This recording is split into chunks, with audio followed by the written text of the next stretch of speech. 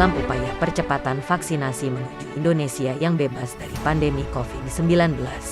Direktorat Binmas Polda Gorontalo terus berupaya melaksanakan vaksinasi massal.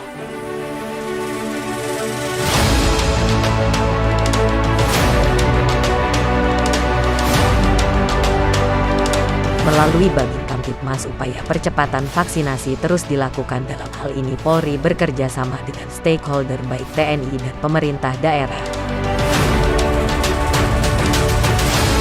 Dir Binmas Polda Gorontalo Kombes Pol Amirjan menyampaikan bahwa vaksinasi COVID-19 bagi anak dilakukan secara bertahap untuk yang sudah siap didampingi orang tua atau wali.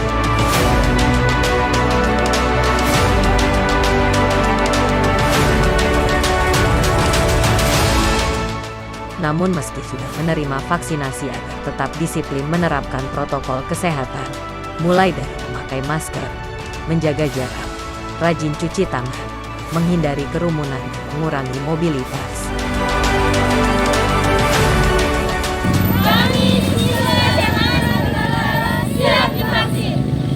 Kami dari SDN 21 Limboto, tidak divaksin tidak keren. Yes!